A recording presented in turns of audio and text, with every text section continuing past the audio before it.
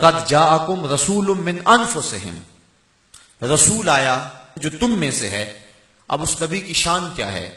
عزیز علیہ ما عنتم، تمہارا مشقت میں پڑنا اس پر گراں گزرتا ہے۔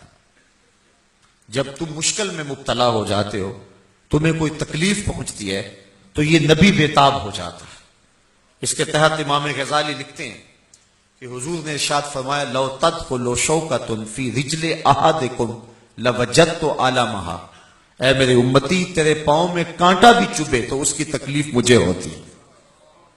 مبتلائے درد ہو کوئی عضو روتی ہے آنکھ، اقبال نے کہا تھا مبتلائے درد ہو کوئی عضو روتی ہے آنکھ، کس قدر ہم درد سارے جسم کی ہوتی ہے آنکھ۔ جسم کے کسی حصے کو تکلیف ہو تو آنکھ اشک برساتی ہے، کسی بھی امتی کو کوئی تکلیف ہو تو حضور بےتاب ہو جاتے۔ یہ امت کے ساتھ حضور کا گہرا ربط ہے اور گہرا تعلق ہے۔ تو اللہ تعالیٰ نے اس تعلق کو یوں بیان فرمایا عزیز علیہ ما عنتم، تمہارا مشقت میں پڑنا اس پر ناگوار گزرتا ہے، اس پہ گراں گزرتا ہے۔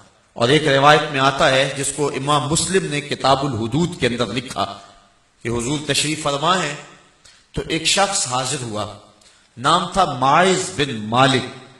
عرض کرنے لگا طہرنی یا رسول اللہ، آقا مجھے پاک کر دیجئے۔ آقا کریم نے فرمایا جاؤ اللہ سے معافی مانگو، وہ تمہارا گناہ معاف کر دے گا، وہ بڑا کریم ہے۔ وہ گیا معافی مانگی، لیکن بے چینی اضطراب اتنا تھا کہ پھر پلٹ کے آ گیا۔ پھر عرض کی کہ طہرنی یا رسول اللہ، آقا مجھے پاک کر دیجئے۔ فرمایا جاؤ اللہ سے معافی مانگو، وہ تمہیں معاف کر دے گا۔ وہ گیا جا کے معذرت کی، معافی مانگی، لیکن بے چینی اضطراب اس کو پھر در رسول پہ لے آئی۔ عرض کی طہرنی یا رسول اللہ، آقا مجھے پاک کر دیجئے۔ قال فیما اطہرک، تو حضور نے فرمایا کس جرم سے تجھے پاک کروں؟ تجھے ایک مرتبہ کہا جا چلا جا اللہ سے معافی مانگ، وہ معاف کرنے والا ہے، درگزر کرنے والا ہے، تو پھر بار بار پلٹ کے آ جاتا ہے۔ کون سا تم نے جرم کیا ہے؟ کس گناہ سے تجھے پاک کروں؟ قال من الزنا، عرض کی حضور مجھ سے زنا سرزد ہو گیا اور ہوں میں شادی شدہ، اور زنا کی جو سزا آخرت میں ہے وہ بڑی کڑی اور سخت ہے۔ میں چاہتا ہوں کہ دنیا کے اوپر اس کی سزا بھگت لوں۔ اگرچہ دنیا پہ بھی شادی شدہ زانی کی سزا یہ ہے کہ اس کو سنسار کیا جائے حتیٰ کہ وہ مر جائے، اس کو پتھر مارے جائیں، یہ سزا ہے اس کی۔ لیکن اس نے کہا کہ یہ میرے لیے آسان ہے، اور جو آخرت کی سزا ہے وہ میرے لیے مشکل ہے۔ حضور نبی رحمت صلی اللہ علیہ وسلم نے جبریل امین سے پوچھا کہ مجھے جہنم کے عذابوں کا تذکرہ سناؤ، تو انہوں نے عرض کی اخف العذاب، سب سے ہلکا عذاب جو جہنمی کو دیا جائے گا وہ یہ ہوگا کہ اس کا پورا بدن آگ سے سلامت ہوگا، لیکن اس کے پاؤں میں آگ کے جوتے رکھے جائیں گے، اور فرمایا یغلی منہما دماغہ، اس کی حدت، گرمی، شدت اور تپش اتنی ہوگی کہ جوتے پاؤں میں ہوں گے، لیکن اس کی حرارت سے دماغ پگھل کے ناک اور کانوں کے راستے سے باہر آ جائے گا۔ تو یہ سب سے ہلکے عذاب کی کیفیت ہے جو آخرت میں ہوگی۔ تو جو سخت عذاب ہے العیاذ باللہ۔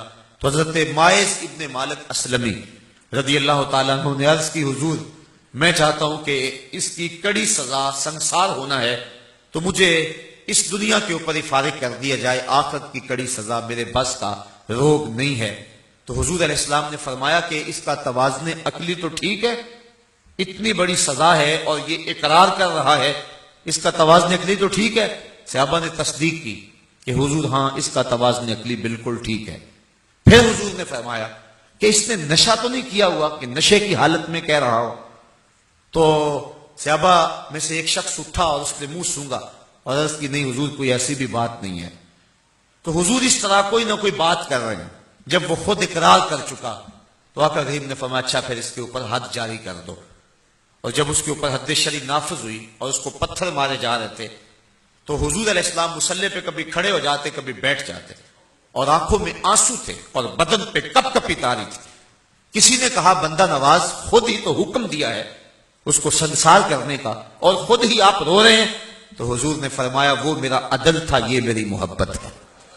مبتلائے درد ہو کوئی عضو روتی ہے آنکھ، کس قدر ہم درد سارے جسم کی ہوتی ہے آنکھ۔ عزیز علیہ ما عنتم، حریص علیکم بالمؤمنین رؤوف الرحیم، تمہارا مشقت کرنا اس نبی پر گراں گزرتا ہے، تمہیں جب تکلیف پہنچتی ہے تو یہ نبی بے تاب ہو جاتا ہے۔